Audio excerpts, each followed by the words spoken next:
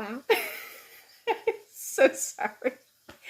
Hi, my name is Corabeth, and I am excited to welcome you to corabeth.sew.knitty YouTube channel. This is the channel where I am going to start talking about my crafting journey. So it's going to be all about my knitting, mostly knitting. I mean, that's why we're here, right? Is for the knitting. And then I also quilt, so I might throw in some of my quilting projects. And I've recently learned how to sew a few items, so I'm going to show those later on. I'm excited to share those. And then I have also learned very recently how to crochet a basic stitch, being the double up to the triple. Basically, I can make a granny square and that's it. But I have that project as well, so maybe I'll show that at some point as well. So, a little bit about myself. My name again is Corabeth, and I come from southwestern Indiana, which is a state in the United States. And it is a very small town that I live in, and I live here with my husband that we've been married for 25 years, and we also have my son who is 19, and he is currently a freshman in college. So sometimes he's here and sometimes he's staying in the dorm. Whichever he decides to do, we are perfectly fine with, so it's always great to have him here. And I also have 3 dogs. That's right, 3. We originally have had 2 dogs for a very long time. We have a Yorkie Poo that is named Pixie. And then we also have a mixed kind of dog that she's small when we got her, and they told us she was part Pomeranian, part Chihuahua. However, she is a welcome addition to our family, and her name is Honey. And as you can imagine, she is more Chihuahua and has a little bit of a dapple texture. So maybe sometime we'll show pictures if you guys want to see those. And then we recently also I guess inherited a dog. We have a little Maltese now that is solid white, and her name is Lovey, and she is my husband's father's dog. And he is okay right now. However, he is just not able to take care of her right now. So she's been with us since April, so we have come to the conclusion that she is going to be ours to keep now. And that's okay too, because we know that his father, my father-in-law, has to focus some things elsewhere, and right now his focus can't be on her, so she has been a welcome addition to our family as well. So, as I have watched from other podcasters, which I love to watch, by the way, is I love to watch a lot of the what I would consider across the sea or across the pond. I'm not sure if I'm going to say it right, so I'm not even going to try, so I apologize. I don't know if it's England, but I love in Scotland, Ireland, Australia. I love to watch, and Canada. I love to watch podcasters from other countries just to see what they're up to, what they're knitting, and I also love to watch ones that are here in the States as well. So, as I've learned though, you have to talk about the weather. So it is a bitter 42 degrees in southwestern Indiana today, and when I woke up this morning, it was snowing on the 10th of November, which is typically kind of an unheard thing within the last several years that we've gotten snow this early. And it did stick, not a lot, just enough to be a dusting, and it is already gone. So it is about 4 o'clock Central Standard Time in my time zone, and I got about an hour left of good light, so we're going to try to see if we can get through this podcast pretty quickly, and for my first one. And again, I am so excited that you're here. If you're still watching, thank you for giving me a chance. So, what do I like to knit the most? Obviously, I love to knit socks. However, I do have this sweater. This is my first sweater that I ever made, and it is I hope I'm going to call it right. I've got it here. Actually, I don't. It is the Flax sweater, which I believe was I apologize. I'll have to link it in the comments below, or they say post it below, so it will be below. But this is that sweater, and it had a garter ridge on the sleeve, but I chose not to do the garter ridge. I just wanted a plain, simple knit. And again, this is my first ever knitted sweater that I have ever attempted to make, so I'm pretty happy with how it turned out. I think it wears happily on me. It is 2 different yarns. One yarn is just a basic red lion acrylic. I know I said a dreaded word, acrylic. So I know some people don't like acrylic in their clothing. This was my first sweater, so I'm happy with it and I love it. And I will probably make more acrylic sweaters, because who wouldn't want sweaters that you can throw in your wash machine, right?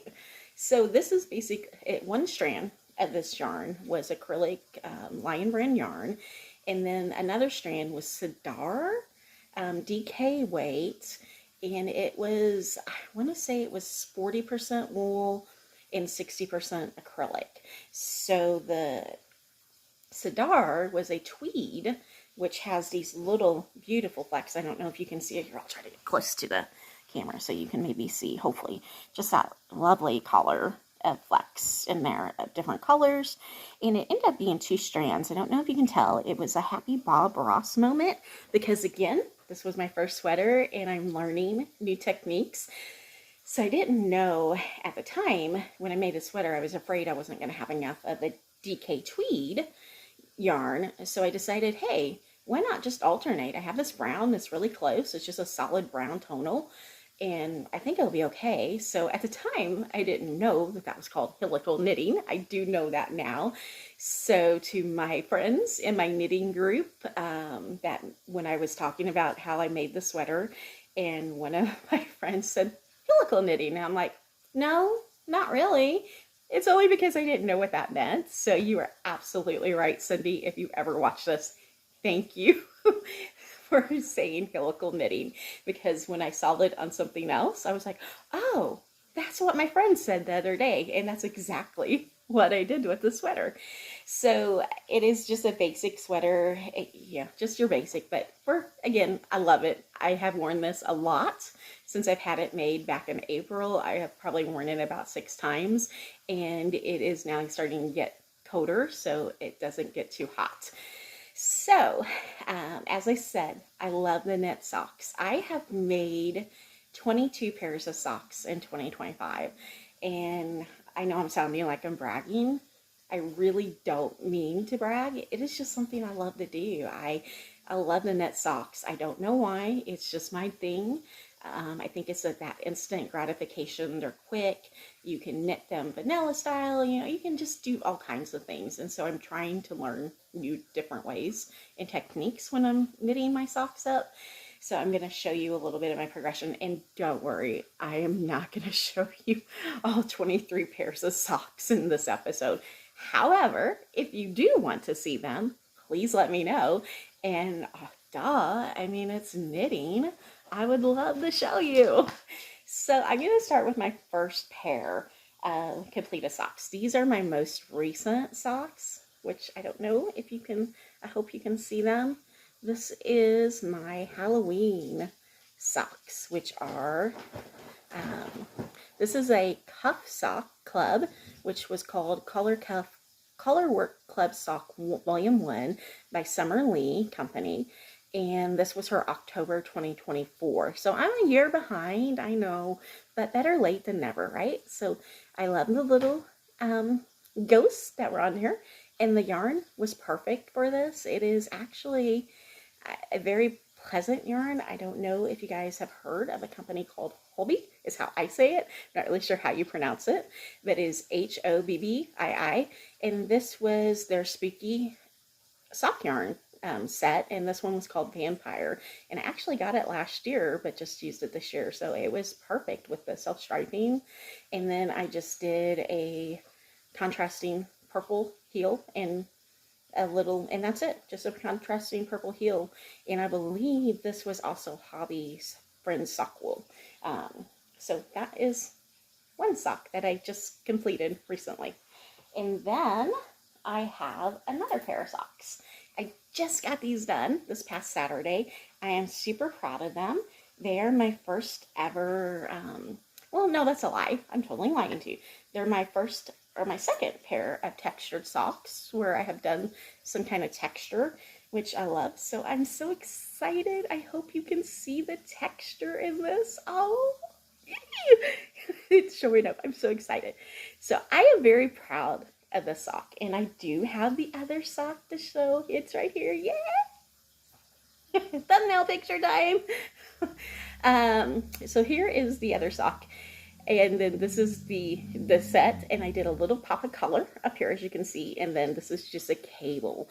This sock was a free pattern, and it's called the JoMo sock, which is by Rachel of Twinset and Purl, who is one of my favorite podcasters as well. And so when I saw that this was free, I wanted to try something of hers, and so I thought, you know, this is a perfect introduction to get some texture into my socks. And I also I forced these stripes on here. This was a sock brand called Echo, and when I got it, it really reminded me of Starry Night, Van Gogh's Starry Night with the colors. So I thought, oh, I'm gonna love it. Well, when I started knitting it, I don't know if you noticed the green here, but that green would have gone with this texture as it's going down the green. That green would have gone all the way down to probably here, and then it would have kicked over to the blue. So I decided, since this Echo yarn was already sewed into 50-gram skeins in the 100-gram skein that you buy, I just decided I'm just going to split those two 50-gram skeins and go from opposite ends, and then I'll just force the 5-row striping, which it turned out really great. So that is the yarn I used for this, and then the black is just the basic pattern croy black sock yarn that I use. So very happy with this. And then my next adventure that I did, where I'm trying to learn, every sock I've made so far has been cuff down. I have not done any toes up until, ta-da! Recently. Here's my first toe up sock. I used the pattern from Twice Sheared Sheep, I believe is what's called. If that's not right, I will post it down below. But it was a great pattern. I loved it. The only thing I didn't like is, I don't know if you can see how it kind of ruffled there. So if you guys know how to fix that, let me know. I don't know if it's because I bind it off or cast it off too loosely, or maybe I should have used a different cast off method. I'm not really sure, but it turned out perfect. And this yarn, which I really like, and I actually went and got more of it from the yarn shop, is called Regea, and it was a Cough, I believe is how you say his name. He's very famous in the quilting world, and I believe he is making a huge introduction into the yarn world as well. So love these, and it was a very nice, happy accident. I don't know if you can see on the heel how it did that little pop of color, but it was just perfect. And so again, another Bob Ross happy moment on that. And let's see what else. And this I am telling you the truth. This is my first textured sock that I ever made. And it was by Crazy Sock Lady. And I absolutely love her podcast too. As many of us do. And this was the first texture sock I made. And this was her heel toe do-si-do, I believe is how you say it. So here is the sock. Yay! I mean, this texture is just incredible. The only thing that I think would make it even better is if the texture went all the way around, but then it went and show off these really cool stripes. So this is a basic pattern croy. Sidewalk Chalk is the name of this yarn that I used. And then I used, again, I like hobby yarn, Friend Sock Wool. So this was, I believe, Go Dust by the Friend Sock Wool for the heel, toe, and cuff. So just basic twisted cast on. So this first time I ever did a twisted to cast on, or not cast on, I apologize, twisted cuff. I've never done that where you knit through the back. So I was really pleased with how these turned out. So yeah, these were really cool and fun. And then to carry on, you guys will see a theme. I do like the Summerly Tough Club challenges. So I have another pair. This, I believe, was, I'm not sure if it was the last one that she, oh, no, this was the first one. This, I believe, was the first of her volume 2. Look at that. I mean, it's just awesome. It has the flower with it. She gave us 2. She gave us a color chart, and then she gave us a cuff that was a cable. So I don't know if you can see the cables. They're not perfect, guys. I mean, you can see a mistake there, but don't tell anyone and I won't. So this was just a fun yarn. This gray was Cascade Heritage Steel for the stock yarn. And then the only other yarn, this yarn right here, other than the green, was the same as this, which is Knit Picks. And I tried to see if I could find the colorway on this, and I'll have to get it from the tag. But it's Knit Picks, and then the green, which I used in here, actually was a sock yarn called Chloe and Spud, or Spud and Chloe. And I just used a little bit of that. And then I decided I was going to try to do the helical knitting on this heel. I don't know if you can see that. I was going to try, but it didn't work out very well because I couldn't figure out how to go back with a different color so I could get that perfect 1x1 striping going on, or one row striping, then the second row alternating. So if you know how to do that, please tell me. I would love to learn from you. Also, that's another thing. You guys are here. If you're watching this, I bow to you guys because you by far know much more than I will ever know about knitting, and I hope you will help me. So if I say something wrong, please let me know, because I am excited. I want to learn. I really just want to get good at something that I really enjoy doing. So anyway, what I ended up doing is I just went one row back and then did the gray and then alternated, and then I did the same thing on the toe. So if you can't tell, my toes tend to become a little, they're the shadow heel wrap cuff, or I'm sorry, heel, and then just a rounded toe. I don't know where I saw the toe at. It was something on YouTube, and I don't remember the name of it.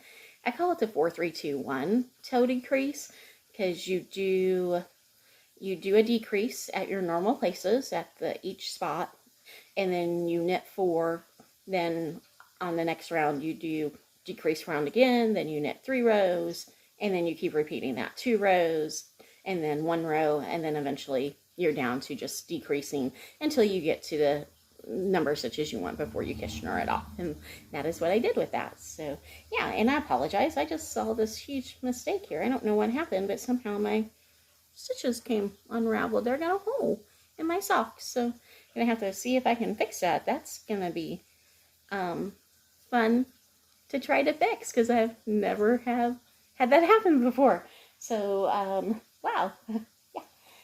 Okay, so I do have 2 more pairs of socks to show you, or 1 more pair of socks that are completed. This was my first mystery knit along project that I ever participated in, and wow, did I pick the right one to start with. This is the 2025 Stephen West Sock Mystery Knit Along. Oh my gosh.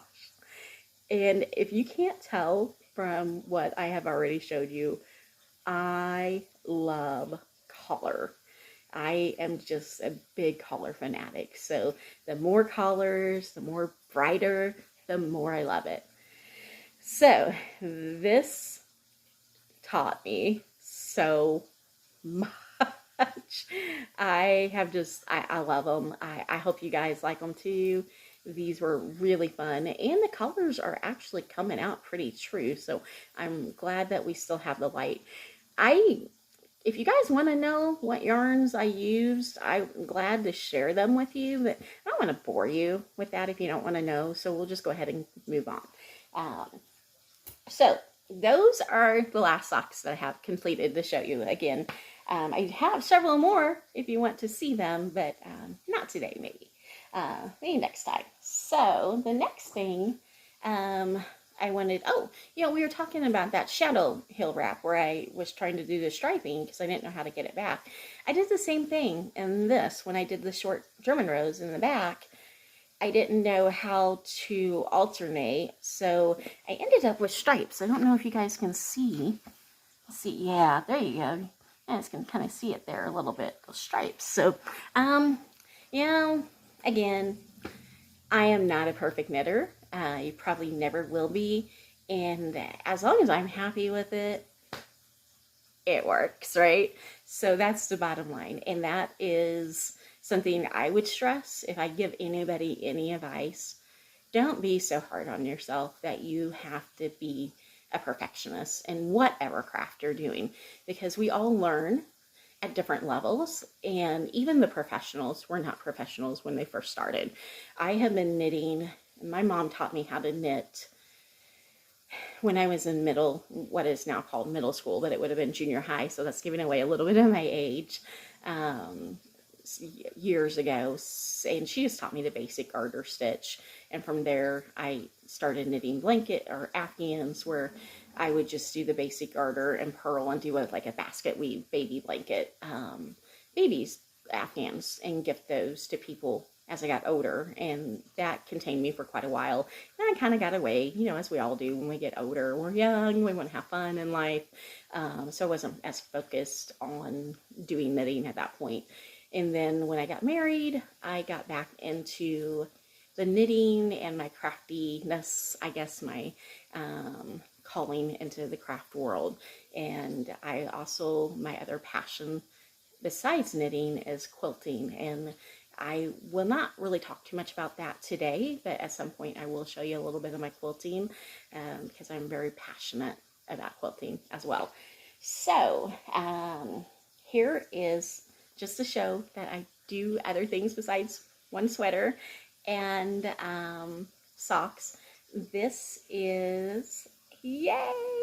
You look at this, oh my goodness.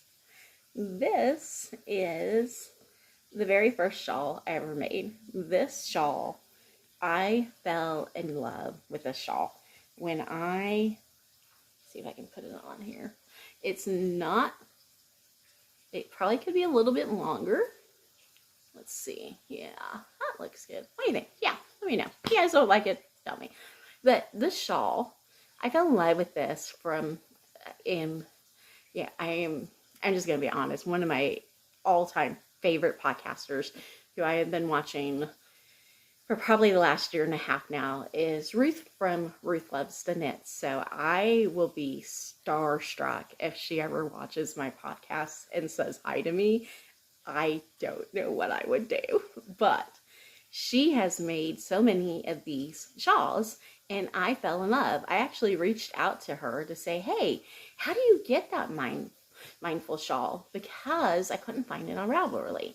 At the time, it was on a thing called Hipster, and I did see it, but I wasn't sure, being from the States, wasn't sure if that was legit or not. I had never heard of it, so I did reach out, and she reassured me it was okay, and I purchased this and casted this yarn on immediately, and I honestly do not remember the name of this yarn. I have it on my page, so if you're looking for me, you can find me on Raverly at CFergus is my name on Raverly, and I will have this linked in there. It's one of my project pages, and I try really hard to stay up to date on Raverly and at least state the yarn that I've used and the needle size that I use for things, and I'll try to do some comments. I will say this yarn, I love it now. When I first got it, I loved it, obviously. When I put it on my Swift to wind it, it wasn't so nice. It took me 5 hours to cake this yarn from the Swift, and yeah, and it was not a pleasant time by any means. It actually got so bad in those 5 hours that my husband said, walk away, I will do it for you. And he did. He finished caking it up. So once it was caked up, it was amazing. So I think I probably just got a really bad hank that was hanked up. And I don't think it's the norm for this company. And I want to say it was like, it's something with an H. I'm not even going to try to pronounce it. But yeah, so I love this shawl. And so that is something that I am going to make more. And speaking of Ruth Loves to Knit, she has a make-along going on right now for 1 skein shawls. This is a perfect pattern for it because it takes 1 skein to do this mindfulness shawl. And it really is. It's mindless. And with this, I learned how to do the coat edging. So I was really excited about that. It was fun. So that is all the completed projects that I have to show you. I do have some whips. If you guys are still here and you want to see them, do you want to see them? Yeah, maybe? Okay. Oh, all right. Of course, I will show you the whips that I have. And to prove that it's not all about socks with me, this is something that I'm currently working on. I don't know if there's going to be a glare, and this will probably be backwards. This is the Salty Air Tea by Samantha Guerin, I think is how you say that. I'm not sure. But I started this in May, and I love how it is turning out so far.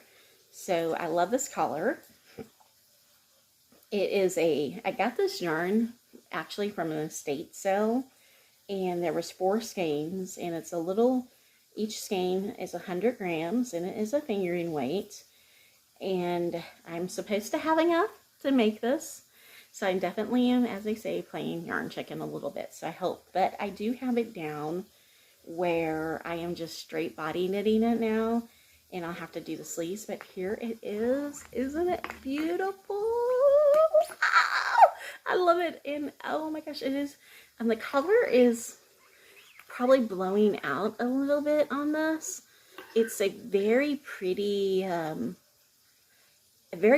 light green, extremely light. One of my friends saw it and she called it pistachio, so I think that is the perfect color for it.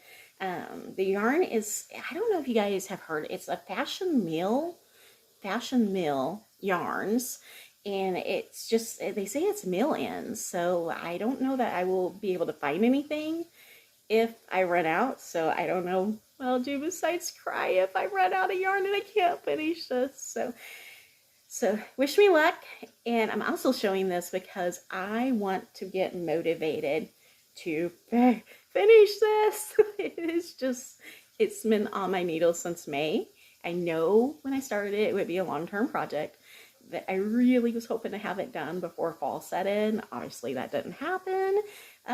So I'll get there, maybe spring, but that's okay.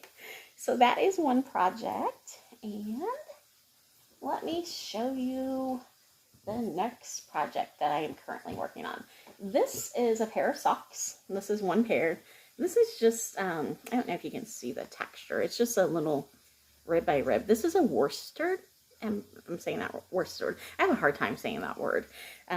Worsted yarn. And it, honestly, this is just an acrylic yarn. My husband, as you can tell, these socks are like way bigger than the other ones. My husband has a size 14.5 shoe size. So that means a lot of knitting. So he wanted a pair of socks.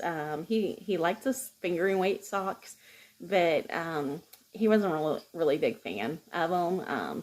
So I suggested maybe trying the worsted because they feel more like a house slipper. So I have this one done for him, and he loved it. And I don't know why, but it is taking me forever to finish this one. Well, I know why, because I have other things I want to do, and you know, knitting socks for my husband, it's not that high on my priority list, right? But it should be.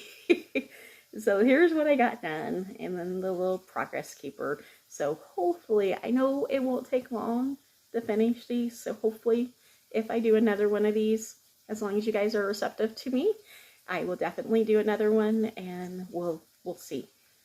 Hopefully this one will be done by then. So that is one whip that I have with my sweater. And then the next whip I have is in this bag.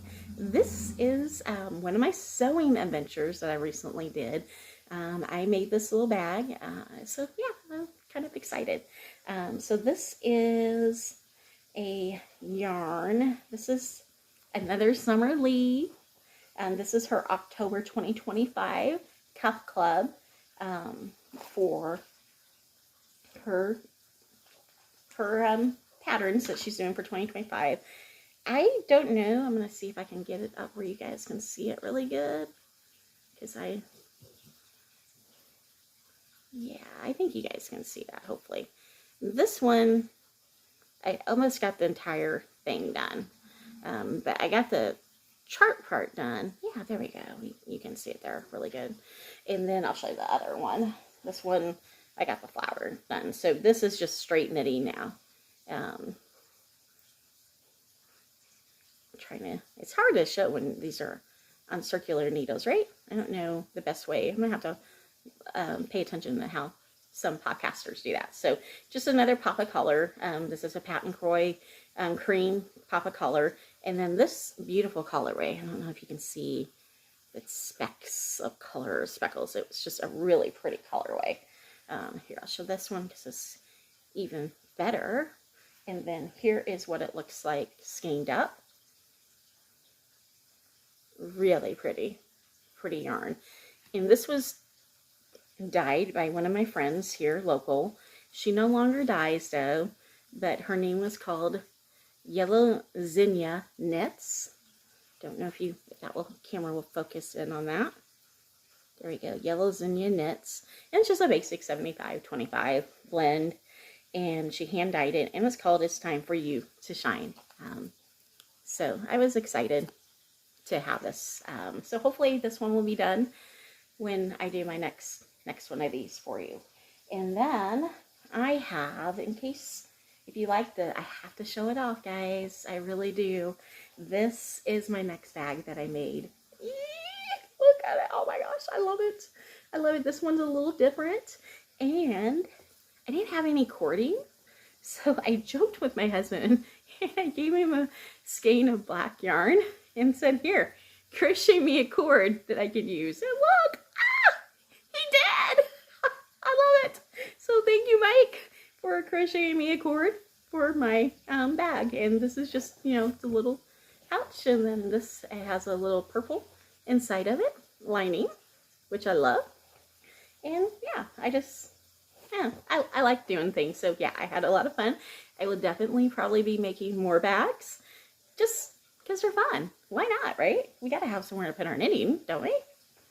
And I am now 33 minutes in. I really did not want to go over half an hour because I thought, oh my gosh, if anybody watches this, they're going to be like, who is this new person podcasting? And why does she think that she's good enough to give us this long of a podcast? So I apologize. And if you're still with me, thank you. I have one more whip to show you. And this is my Stephen West MusiKAL for 2025. The first MusiKAL I've ever done. The second knit along that I've done as well. And oh, that just reminded me. On my next podcast, to give you something maybe to look forward to, before I show you this, I love Sarah Scherer of Imagine Landscapes. And if you do not know who she is, Google her and you will find the cutest gnomes of Brindlewood. She has so many patterns and I love them. I will try to see if I know how to edit, if I can even figure out how to edit it. If you guys are seeing this, I will try to see if I can put some of my gnomes. I forgot to grab them. Man, that was rookie mistake number 1 for me. Well, honestly, this is probably rookie mistake 20 as we're going through this. I will try to see if I can post some pictures of my gnomes, and then I will try to show them on the next one because I did do the recent Sarah Scherer mystery gnome knit along which was Gnupkin and Nettle. I have not got Nettle done, but I did get Gnupkin, and I love him, and he is a he in my world. So we'll show on that later. But here, with at last and not least, is what I have gotten done so far of my Stephen West mystery knit along. As you can tell, I chose to do the brioche, and it's really hard. Sorry for me. You can tell I'm not a professional by any means, so if you came here for professionalism, you're not gonna get it from me. But this, I just love it. I love it. And then as you can see, I have started doing the diamonds. This is part of clue 3 for the diamonds. And I don't know, he was doing circular in his tutorial, which, by the way, oh my gosh, if you have not watched the Stephen West tutorial, you all are missing out on perfection. I mean, he explains it that, wow, I think somebody that is just starting out would probably be okay knitting this. I was not okay with the brioche, but that doesn't mean you won't be. The brioche, are 6 scallops in here, and I did do the brioche, and all 6 scallops of the brioche won. Literally, they won. If it became a battle of me battling brioche, I knocked down, fight, it won. But I carried on, and let's just say what you see is what it is. Lots of mistakes in there. And you know what? It's okay. I'm not taking them out. And I'm going to live with it and smile as I'm wearing it. So here I am with the diamonds, and back to the circular needle. I found, for me, it was just easier to use my DPNs to do the diamonds, which is what I'm going to stick with. So as you can see, I'm almost done with the diamonds. I have just a few more rows, and then I'll go on to the next texture. It's not really a secret anymore because everybody's posting their beautiful, beautiful shawls that are put my shawl to shame. I mean, they really do. If you've seen any of the pictures or images, oh, I just, oh my gosh, I drool, literally, the talent that is out there in the knitting world. So again, this is my shawl, my Stephen West shawl. Yay! I love it. So that is all I have for you today. I hope you stuck around and you have enjoyed this video. And if you didn't, don't tell me, please. And if you did, please tell me. No, clearly I am excited. If you couldn't tell, I'm also very nervous. And, you know, when you do something like this, you step out of your comfort zone. And it's scary because you wonder, will they like you? Will they accept you? And if they don't like you, will you be okay with the constructive criticism? So, you know, it's all part of it. And I'm excited. So even if nobody watches this, or if no one likes it, and they say, huh, she's crazy, that's okay. If nothing else, this will just be a really good video diary for me to have of my knits and my sewing projects, and eventually my quilting items I'll put on here as well. So again, the Stephen West shawl, which I love, and I'm so excited. I don't know if I'm going to make the winter one that he's doing. It's absolutely beautiful, but I got so far behind. It's November 11th, and as you can see, I'm really behind. So we'll see. But again, I really thank you guys for listening and staying here with me as I talked, and not running away going, don't watch her again. So thank you again, and bye. I'm back. I am so sorry. If I wanted to make my rookie mistake correct. So here are the gnomes that I talked about. This is Noodles. Yay, he's so cute. And this is the little Gnoma. gnome, which has 3 different sizes. And I think this might be the not the smallest in that pattern. I think these are the smallest that Schira has. I could be wrong, but that is Gnoah. And then I made another Gnoah as well, a little different.